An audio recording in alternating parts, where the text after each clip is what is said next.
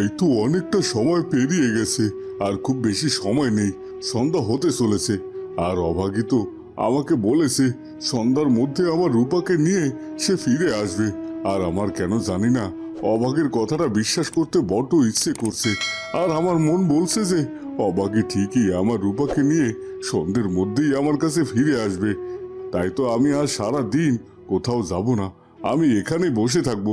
তবে এবার আমার রূপা ফিরে এলে আমাকে জানতেই হবে কে আমাদের সাথে এমন শত্রুতা করছে, যার কারণে আমার স্ত্রীকে আমি হারিয়ে ফেলেছি আর আমার মেয়ে রূপাকেও আমি হারাতে চলেছি। রূপা দিদি, তুমি কি আমার কথা শুনতে পাচ্ছ? রূপা দিদি, তোমাকে এইভাবে ঘরের মধ্যে বন্দি করে রেখেছে। আর তাছাড়া একদম তুমি চিন্তা করো না, আমি চলে এসেছি। আর তোমাকে এই বন্দিশালা থেকে আমি মুক্ত করে নিয়ে যাব তোমার বাবার কাছে। কি মনে হচ্ছে ঘরের বাইরে থেকে কেউ আমার সাথে কথা বলছে। মনে হচ্ছে কেউ একজন আমার আর্তনাদ শুনে এখানে এসেছে আমাকে মুক্ত করার জন্য।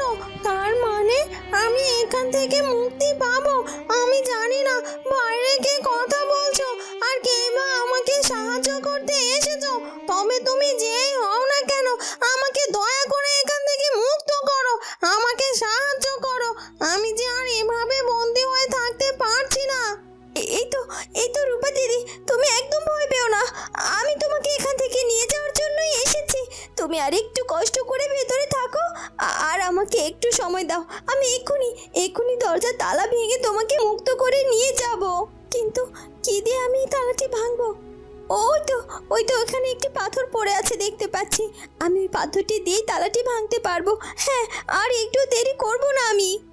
এ কথা বলে অবাকে আর একটু দেরি না করে সে সেই পাথরটি নিয়ে নেয় আর সে দরজার তালাটি ভাঙার চেষ্টা করে। এই তো মনে হচ্ছে যে আমাকে সাহায্য করতে এসেছে, সে দরজার তালাটি ভাঙারও চেষ্টা করছে।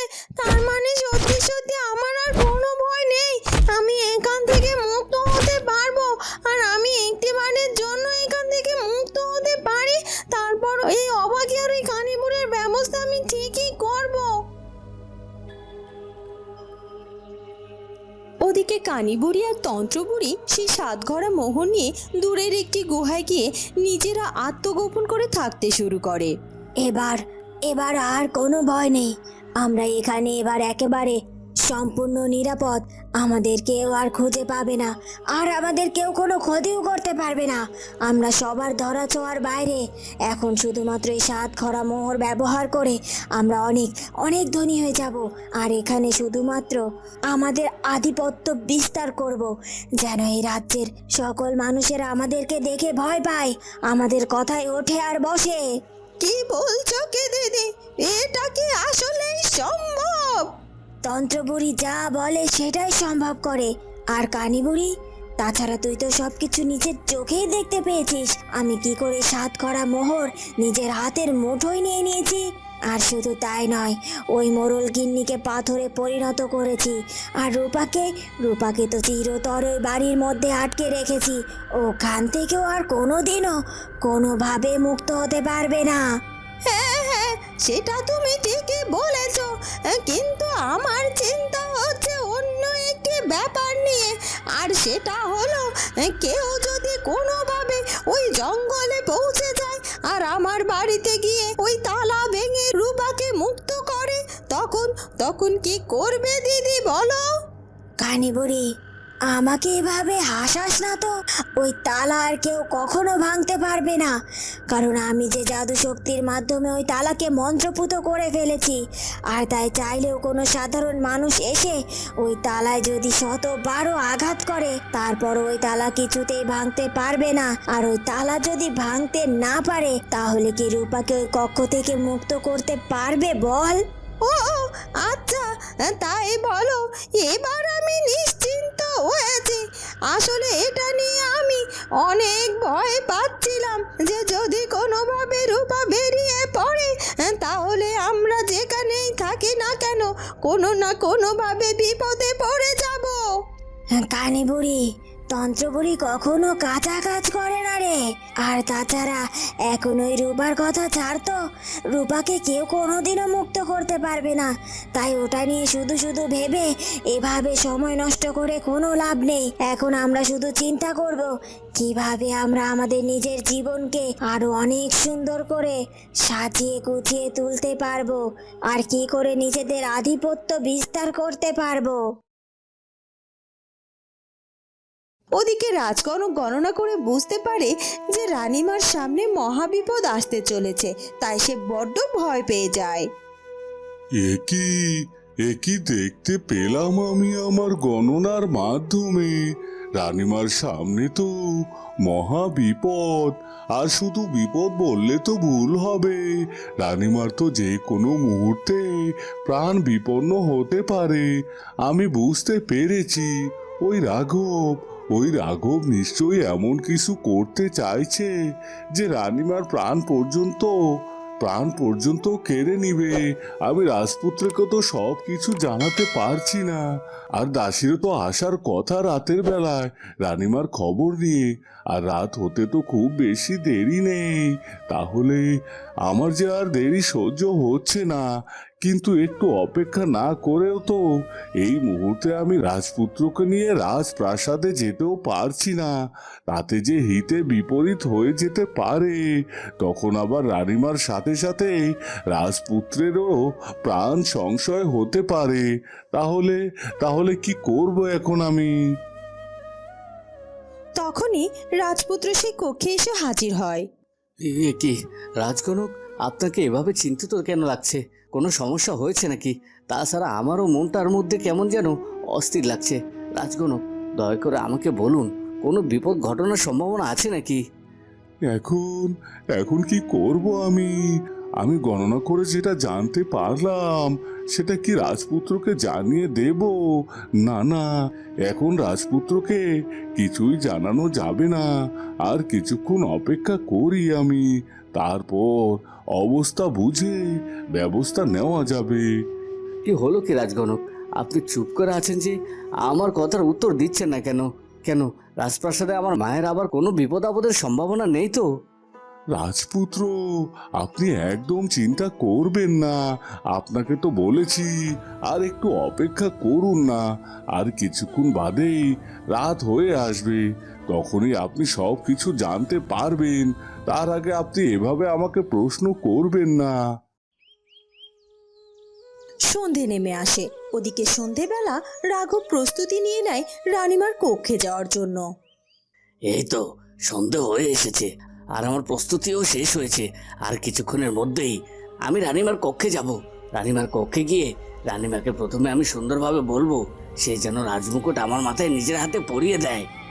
কিন্তু আমার তো মনে হচ্ছে রানীমা কিছুতেই আপনার মাথায় সে নিজের হাতে রাজমুকুটটি পরিয়ে দেবেন না। তাহলে কি করবেন আপনি? কেন প্রহরী, তুমি কি আমার হাতের তরোয়ারটি দেখতে পাচ্ছ না? রানীমা যদি কোনোভাবেই আমার মাথায় ওই রাজমুকুটটি পরিয়ে দিতে আপত্তি করে, তাহলে এই তরোয়ার দেখিয়ে ওনাকে দিয়ে আমি বাধ্য করাবো ওই রাজমুকুট নিজের মাথায় পরে নেব। আর প্রাণের ভয় হলেও রানীমা ঠিক আমার মাথায় ও রাজমুকুট পরিয়ে দেবে। আর একবার রাজমুকুট আমার মাথায় উঠলে সব কিছু ওই রাজত্ব আমার হয়ে যাবে। আমায় মার্জনা করবেন।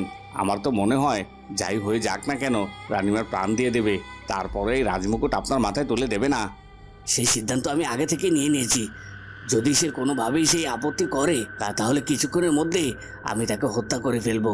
আর তাকে হত্যা করে ফেললেই তো এমনিতেই রাজ্য আমার হয়ে যাবে, তাই না? আর রাজা সে তো অনেক আগে থেকেই নিরুদ্দেশে, আর কখনো ফিরে আসবে না। আর ফিরে আসার হলে সে অনেক আগেই ফিরে আসতো। যাই হোক, এখন এত কথা বলে আর কোনো দরকার নেই। আমাদেরকে এখন শুধুমাত্র রানীমার কক্ষে যেতে হবে। কি দেখছি আমি, এই রাঘব তো অনেকটা দূর এগিয়ে গেছে, আর যখন তখন রানীমাকে হত্যা করার সিদ্ধান্ত নিয়ে নেবে। আর রানীমার যদি কিছু হয়ে যায় তাহলে যে সর্বনাশ হয়ে যাবে। না, আমি বেঁচে থাকতে কোনো দিনও কোনোভাবে রানীমার কোনো ক্ষতি হতে দেব না। লাগলে আমার প্রাণ চাই যাক, তারপরও রানীমার প্রাণ আমি রক্ষা করব। আমাকে একটা না একটা উপায় খুঁজে বের করতেই হবে। আর এখানে একটু দেরি করা যাবে না। তবে কিভাবে আমি প্রবেশ করবো ওই প্রহরীটার চোখ ফাঁকি দিয়ে রানীমার কক্ষে? কিছুই তো বুঝতে পারছি না। তবে একটা উপায় তো আছে, সেটা হলো এখন তো সন্ধ্যা হয়ে গেছে, চারদিকটাও বেশ অন্ধকারও হয়ে আছে, আর আমাকে এই সুযোগে কোনো না কোনো একটা ব্যবস্থা করতেই হবে, আর যে করেই হোক রানীমার কক্ষে আমাকে যেতেই হবে, ওই রাঘবের আগেই যেতে হবে। এ কথা বলে দাসী সেখান থেকে চলে যায়, আর সেখানে গিয়ে একটি কালো চাদরে সে নিজেকে আবৃত করে ফেলে। এই তো, এই কালো চাদরটি আমার পরিধান করা হয়ে গেছে, এবার আমাকে কেউ চিনতে পারবে না। আর এক্ষুনি এক্ষুনি আমাকে যে কোনোভাবে এ রানীমার কক্ষের আশেপাশের বাতিগুলো নিভিয়ে দিতে হবে। কিন্তু রানীমার কক্ষের আশেপাশের বাতিগুলো আমি নিভাবই বা কি করে, সেটাই তো বুঝতে পারছি না। না না না না, হাল আমি কোনোভাবেই ছাড়বো না, আমাকে যে করেই হোক এইটুকু অসম্ভব কাজকে সম্ভব করতেই হবে। ওদিকে অনেকটা সময় ধরে অভাগী সেই তালা ভাঙার চেষ্টা করতে থাকে, কিন্তু কোনোভাবেই সে সেই তালাটি ভাঙতে পারে না, আর এটার জন্যই অভাগী অনেক বেশি হতাশ হয়ে পড়ে। এটা কি হচ্ছে? সেই কখন থেকে আমি এই তালাটি ভাঙার চেষ্টা করছি, কিন্তু কোনোভাবে এই তালাটি ভাঙতে পারছি না।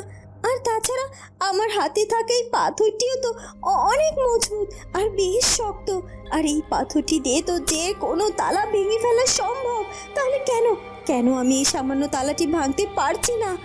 এমনটা কেন হচ্ছে? আর এদিকে তো সন্দেহ হয়ে গেছে, ওদিকে মোড়ল মশাইও তো আমাদের জন্য পথ চেয়ে বসে থাকবে। এখনো যদি আমি তালাই নাই ভাঙতে পারি, তাহলে রূপা দিদিকে কি করে বের করব?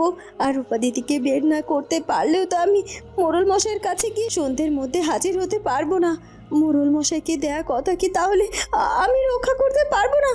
না না না, এটা কখনোই হতে পারে না, আমি কিছুতে আবার কথার খেলাপ করতে পারি না। আর তাই আমাকে আবারও চেষ্টা করতে হবে, লাগলে অনেক অনেক বেশি সময় ধরে আমি চেষ্টা করব। আর আমার বিশ্বাস আমি যে কোনোভাবেই হোক এই তালাটি ভাঙতে সক্ষম হব, আর রূপা দিদিকেও আমি এখান থেকে মুক্ত করে নিয়ে যেতে পারবো। এই কথা বলে অভাগী আবারও সেই পাথরটির সাহায্যে জোরে জোরে সেই তালার উপর আঘাত করতে থাকে। বন্ধুরা, তাহলে কি অভাগী এই তালা ভেঙে রূপাকে উদ্ধার করতে পারবে? সেটা জানবো আমরা ঝিয়ের মেয়ের ভাগ্য গল্পের পরবর্তী পর্বে। আর আমাদের আজকের ভিডিওটি ভালো লাগলে অবশ্যই আমাদের চ্যানেলটিকে সাবস্ক্রাইব করে দিও। দেখা হবে পরবর্তী পর্বে। ধন্যবাদ।